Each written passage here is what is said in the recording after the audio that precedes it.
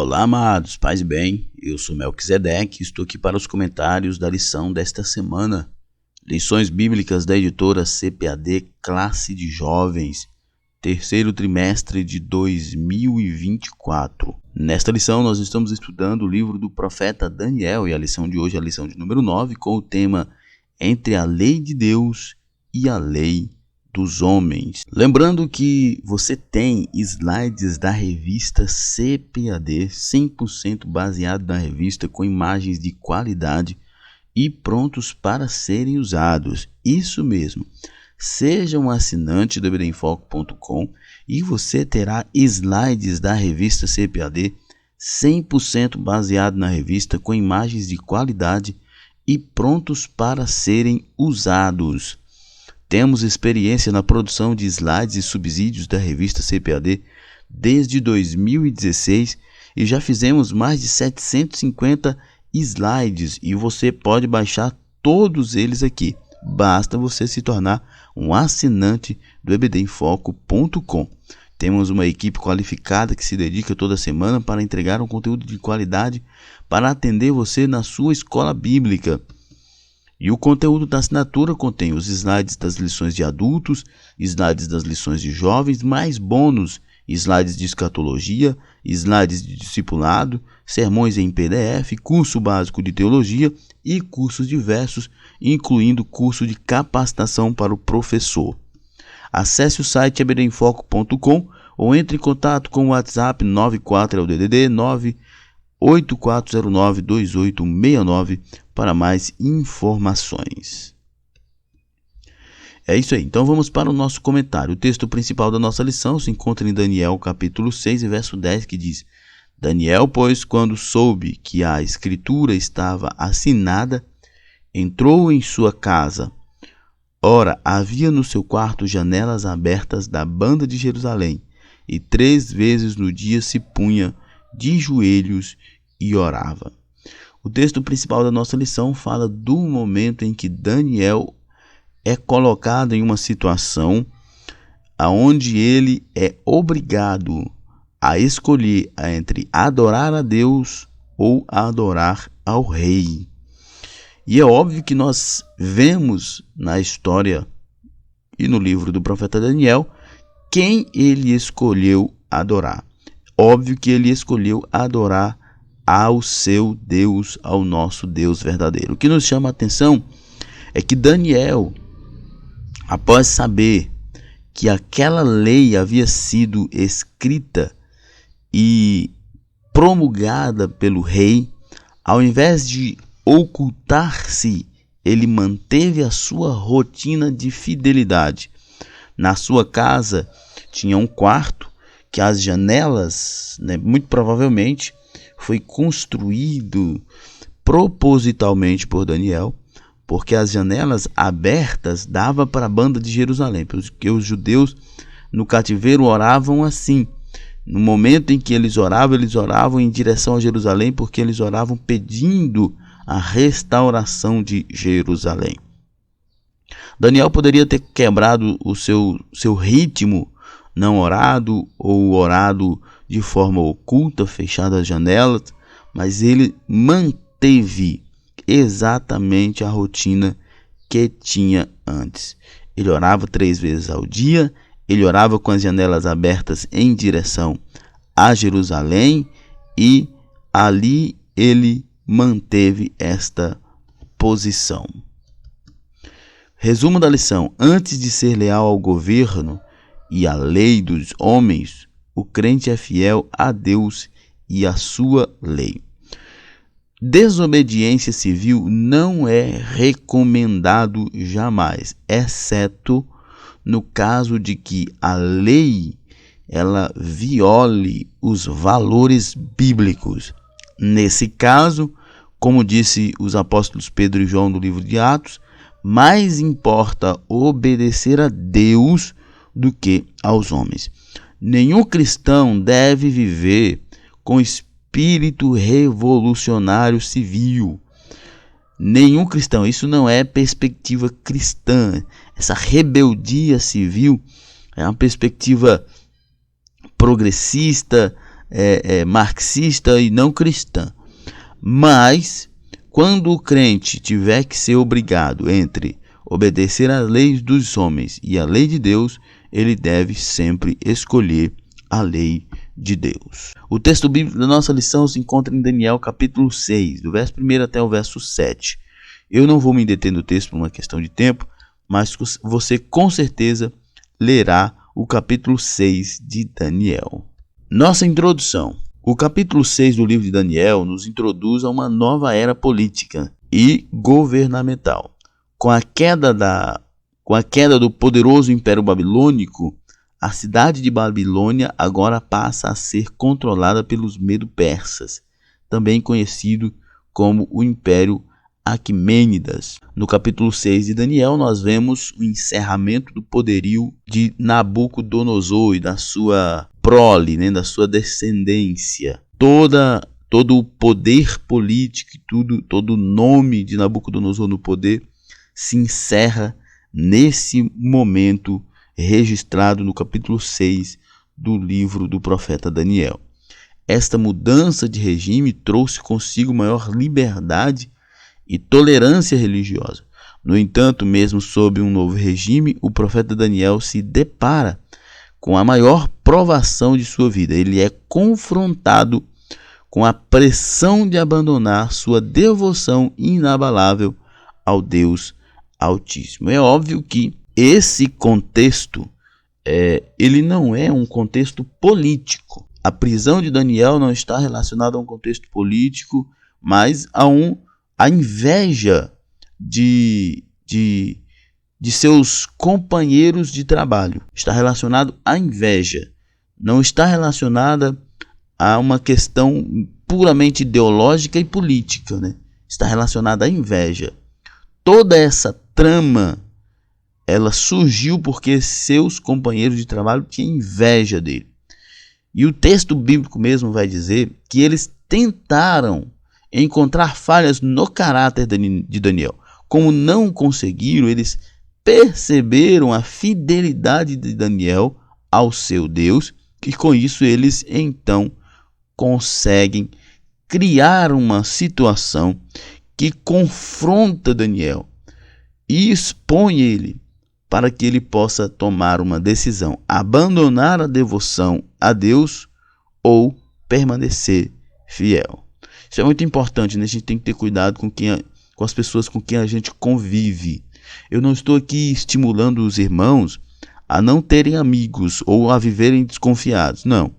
Mas eu estou estimulando vocês a observarem bem as pessoas com quem você convive, no trabalho, na escola, em qualquer lugar, se essas pessoas são de fato pessoas que são confiáveis. Nesta lição estudaremos este relevante episódio que nos trará valiosos ensinamentos sobre a fidelidade a Deus diante do governo dos homens e de suas leis, revigorando a importância da oração na vida do crente, Fidelidade e oração.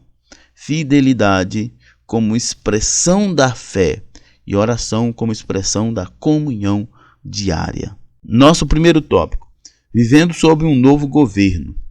Esse primeiro tópico ele é basicamente histórico, Tem pouquíssimas aplicações porque a gente vai apresentar, os comentaristas estão apresentando aqui basicamente história, fatos da história. Vivendo sob um novo governo. Esse primeiro tópico ele será basicamente histórico, O comentarista usa esse primeiro tópico para fazer um registro histórico dos eventos que acontecem. Então tem poucas aplicações.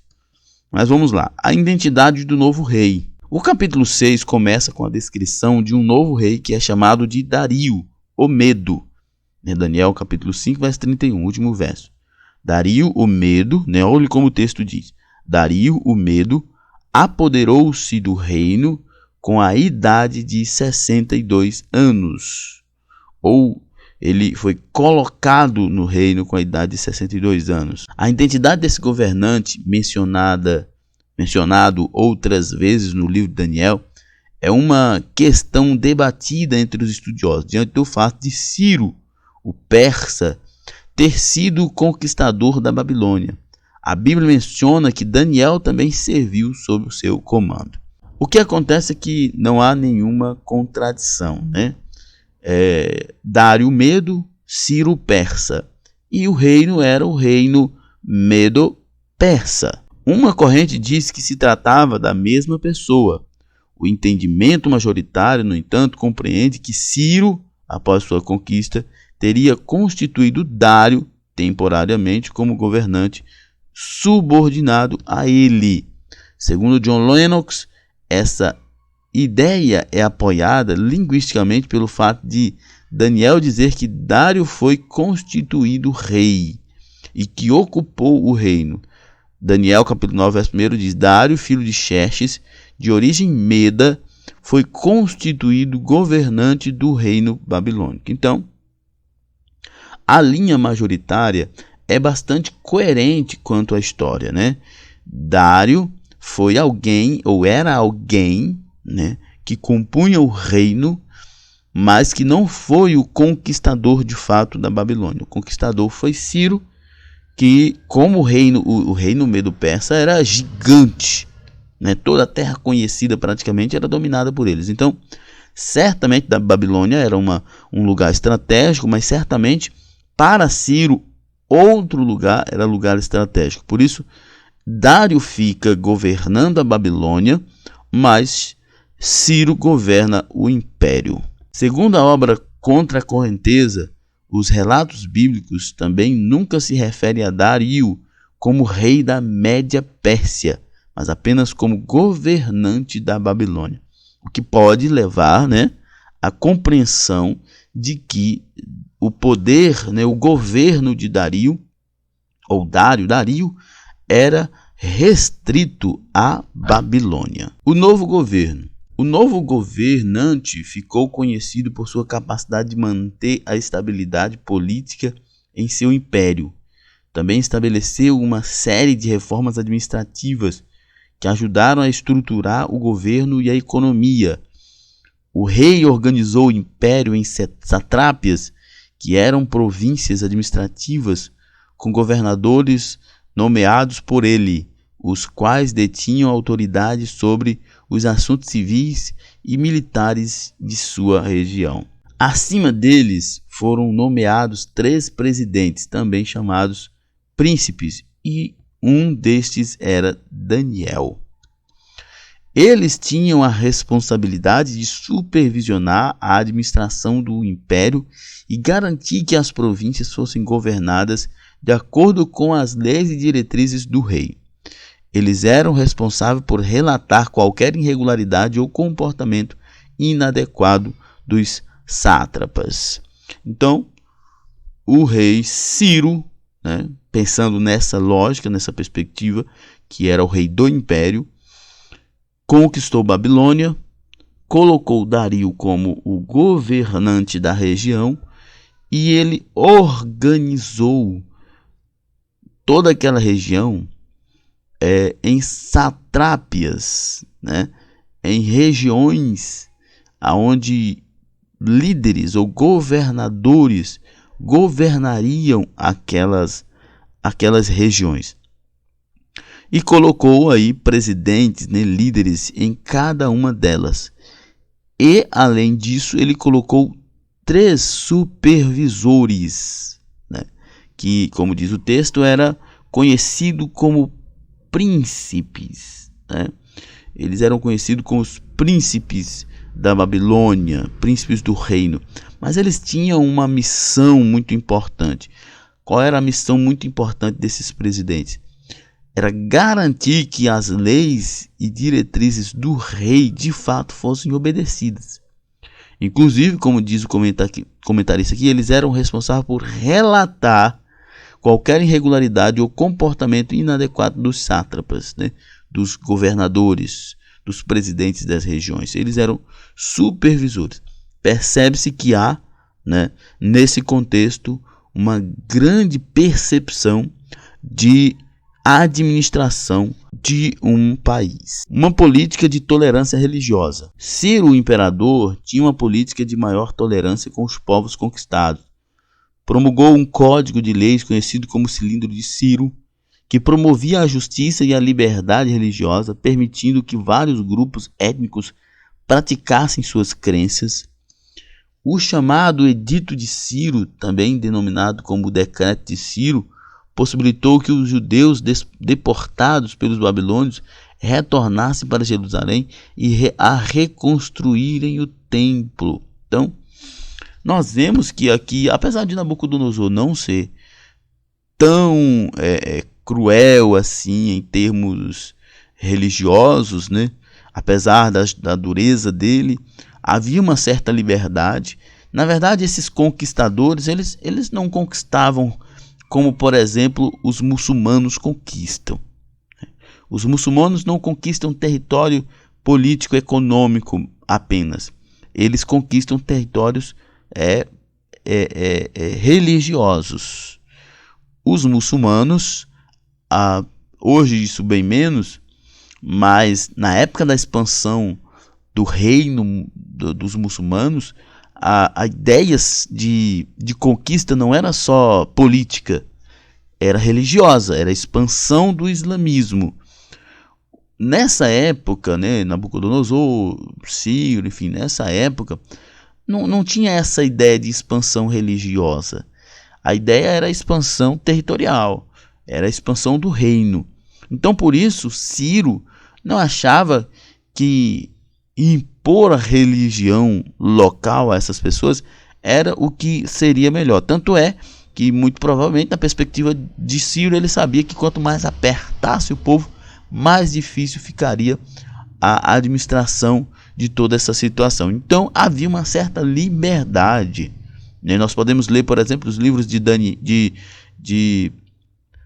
Esdras e de Neemias, que a gente vai entender bem mais a liberdade econômica que as pessoas tinham no reino medo-persa. Mesmo diante desse ambiente de maior liberdade e tolerância, Daniel foi perseguido por suas convicções. Isso mostra que, embora em muitos países os crentes tenham ampla proteção jurídica de expressão de suas crenças, com previsão na Declaração Internacional de Direitos Humanos, não estão isentos de serem constrangidos e forçados a relegar a fé.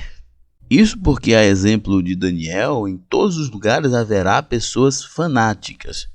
E essas pessoas fanáticas tentarão prejudicar os cristãos, assim como aqueles companheiros de Daniel que eram fanáticos e invejosos, tentaram de alguma forma prejudicar Daniel.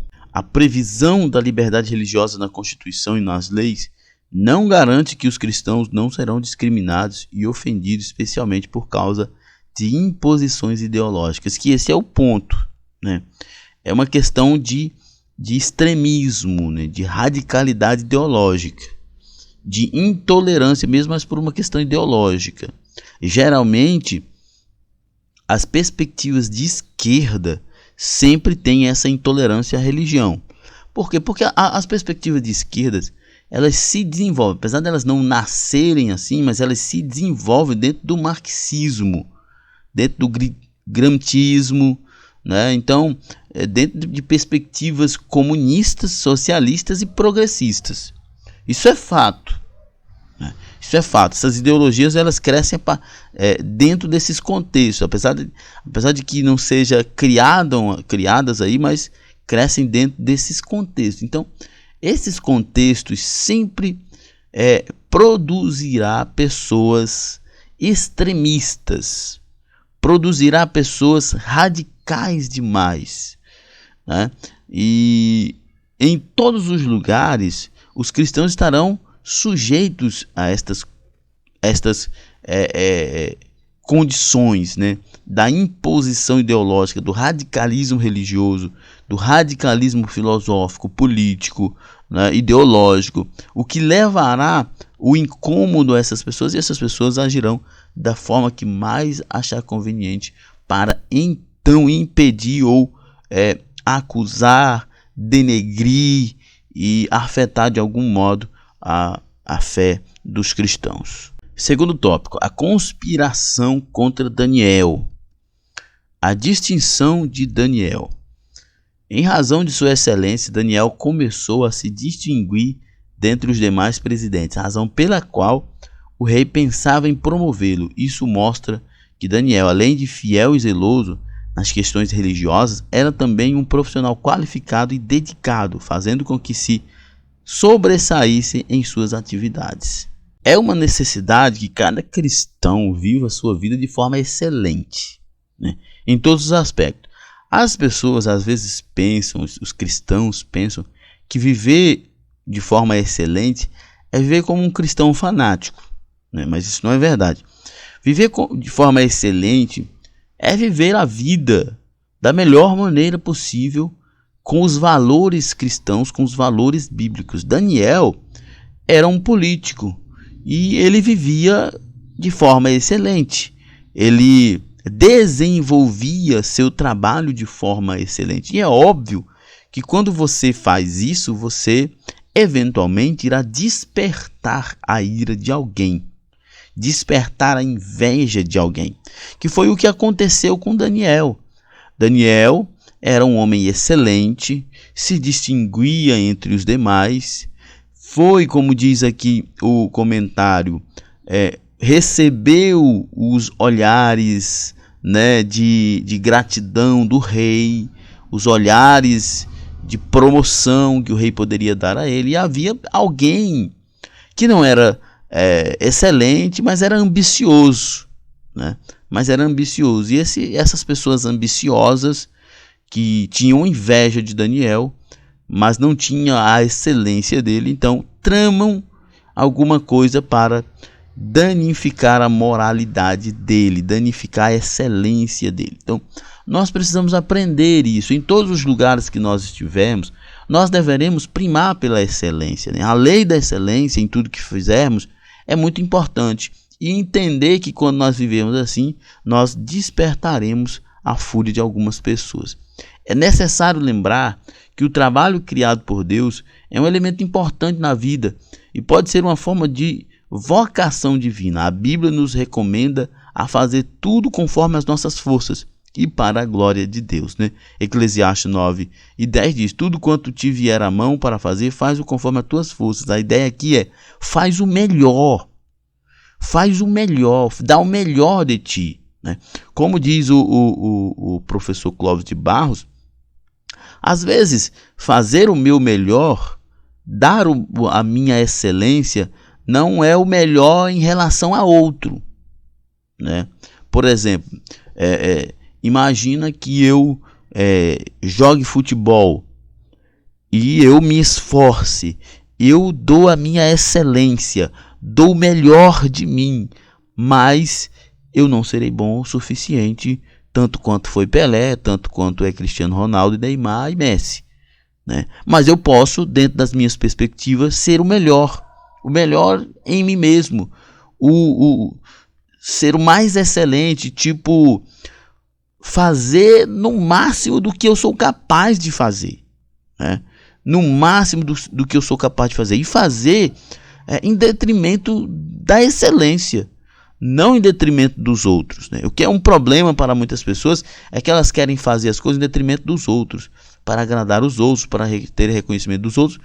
E nós devemos entender que nós buscamos a excelência e nós fazemos as coisas em detrimento da própria excelência, porque é o melhor. E nós, como servos de Deus, devemos viver assim. Porque, como diz o apóstolo Paulo em 1 Coríntios 10:31, quer comais, quer bebais ou façais qualquer outra coisa, façamos para a glória de Deus. Então, nós devemos buscar a excelência pela excelência, para a alegria da vida e não para se provar a alguém. Inveja e conspiração. Esse subtópico aqui ele fala muito bem do estopim ou das razões do porquê Daniel passou por tudo isso, né? Assim que o brilho de Daniel começou a ofuscar os demais, a inveja brotou em seus corações. Infelizmente, isso é algo que ocorre com enorme frequência em qualquer ambiente, até mesmo entre o povo de Deus, ou o povo que se chama de Deus. Em vez de reconhecer a excelência do outro e procurar aprender com ele, os invejosos preferem o caminho da destruição, fazendo uso de fofocas, tramas e acusações caluniosas. Olha só, qual é a situação aqui? Estas pessoas estão buscando o fim de Daniel porque tem inveja.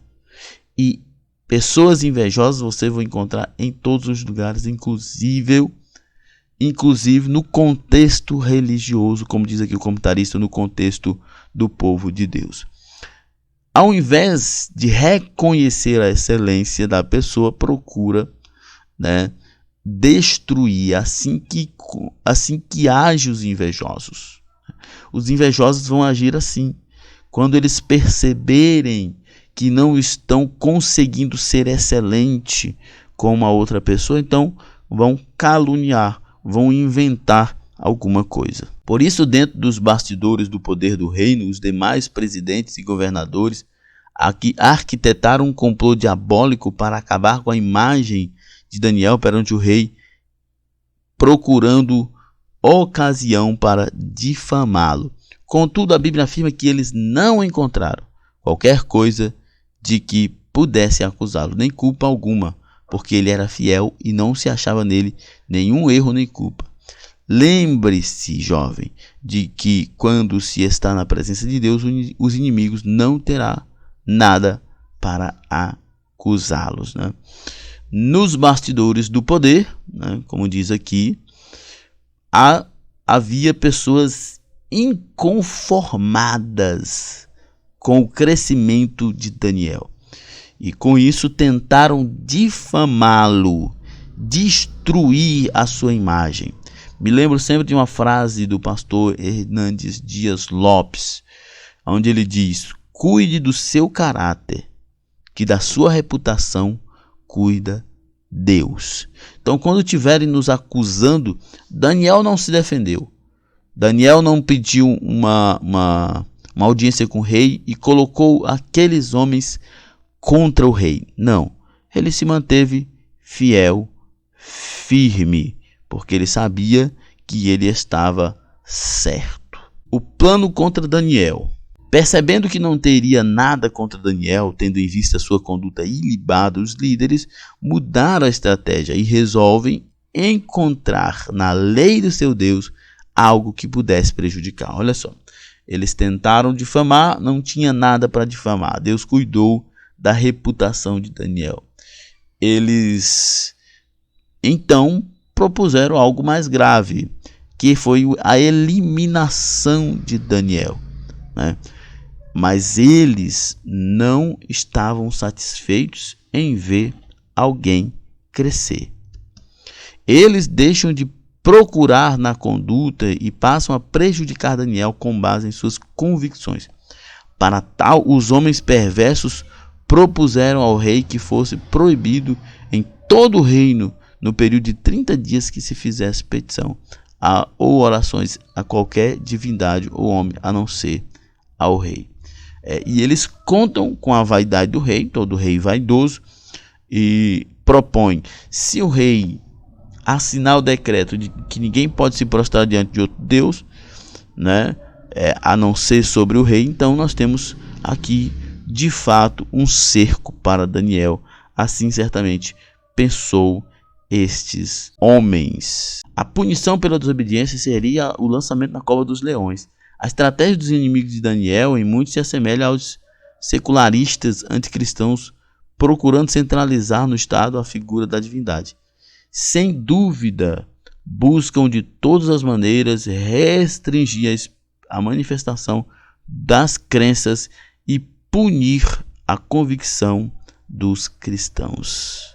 Mais uma vez, eu sou obrigado a dizer que geralmente hoje em dia,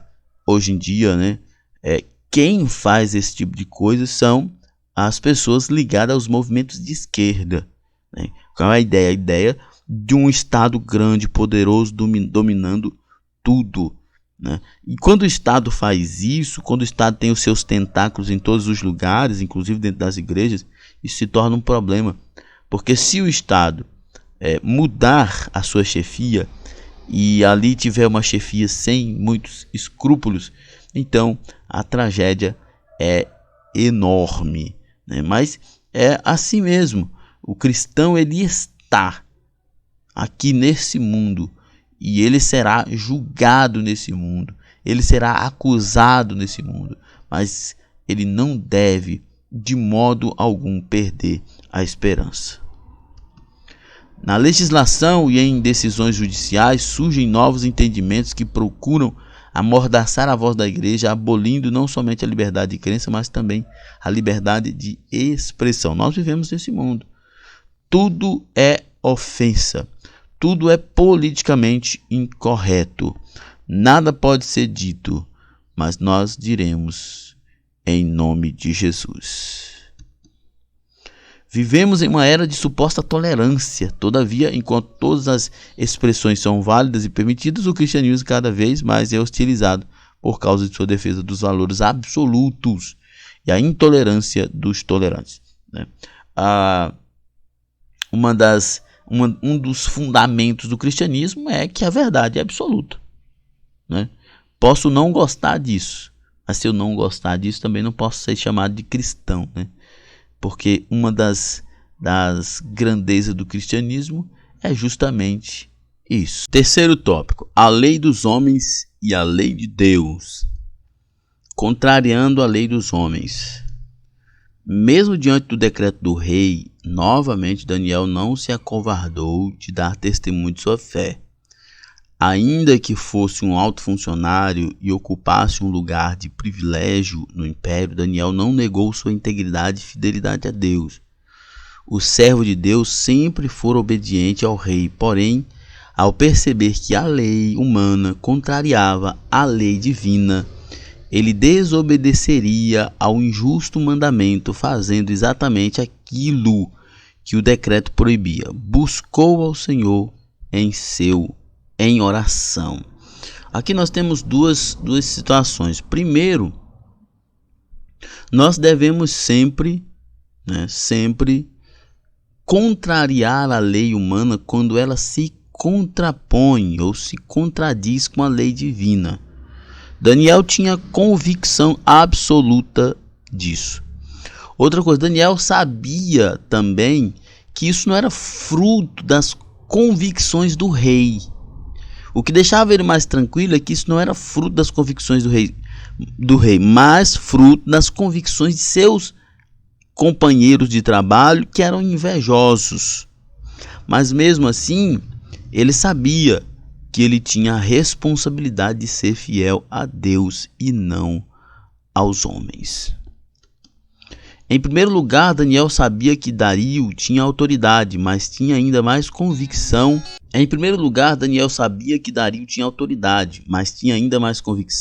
De que essa autoridade provinha de Deus.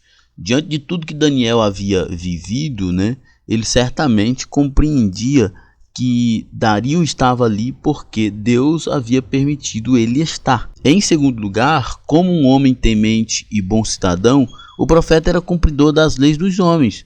Contudo, ele não as cumpriria quando se chocasse com as leis de Deus, Atos 5:29, é preciso obedecer antes a Deus do que aos homens.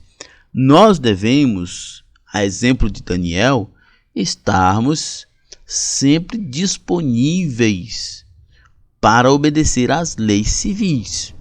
É responsabilidade nossa não jogar lixo na rua, é responsabilidade nossa não roubar, é responsabilidade nossa não ofender ninguém, é responsabilidade nossa seguir as regras de convivência. Agora, também é responsabilidade nossa sermos fiéis a Deus. Como cristãos, nós temos que ser fiéis a Deus. Nesse caso, eventualmente haverá um impasse, porque muitas vezes vamos nos deparar com governantes que não terá temor de Deus nenhum e vai sim, por intermédio de invejosos, como no caso de Daniel, ou por causa do próprio ego, buscar alimentar o próprio ego ainda mais, ou alimentar a sua religião com aquilo que ele acha que é o certo, e assim imporá aos cristãos dificuldades. E os cristãos deverão estar prontos né, para permanecer fiéis, não obstante as consequências. Afinal, mais importante que a lei estabelecida pelo governo humano é a lei natural revelada pelo Deus Altíssimo, imutável e atemporal, que não pode ser contrariada. Em terceiro lugar, Daniel sabia que o Senhor estava com ele. Ele tinha convicção de que Deus o ampararia em qualquer das situações. Isso aqui é muito importante a gente refletir, e o professor deve comentar com seus alunos, porque isso é um princípio de maturidade cristã, né? Maturidade cristã. Tanto os 3 jovens que foram lançados na fornalha quanto Daniel, eles tinham uma maturidade cristã que chama atenção, que é estar pronto para a morte, se possível, mas não negava o seu Senhor. A maioria das pessoas não estão preparadas para isso, né? Mas estes homens eram homens convictos de sua fé, convictos, plenamente convictos em quem eles criam. O poder da oração. Diante daquele momento de provação, Daniel foi para o seu quarto buscar a Deus em oração. Ele orou persistentemente, pondo-se de joelho 3 vezes ao dia. A oração deve ser um hábito na vida de todo aquele que busca intimidade e respostas da parte do Senhor, né? Diante daquele momento de provocação, Daniel vai orar. Na verdade, essa deve ser todo o comportamento cristão, ou o comportamento de todo cristão. Se você começa a ser ofendido por alguém, se você começa a ser provocado por alguém, a melhor coisa que você faz é orar. Orar pela situação, orar por você mesmo e, é óbvio, orar por estas pessoas, né? A oração de Daniel era um hábito, né? Isso não era uma questão imediata, de emergência, não. A oração era devoção diária de Daniel.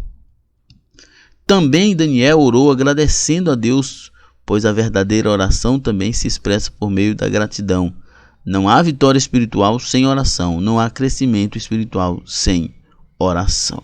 Como disse Martim Lutero, a oração é o suor da alma. Enquanto você jovem, como tem sido, e quanto a você jovem, como tem sido a sua vida de oração? Lembre-se de que a primeira oração que Deus não atende é aquela que nunca foi feita. É interessante notar que os amigos de Daniel, ao serem confrontados com a adoração da estátua, em Daniel 3, recusaram-se a negar sua fé por meio de uma ação específica. Da mesma forma, Daniel não estava disposto a comprometer sua fé ao se abster da oração.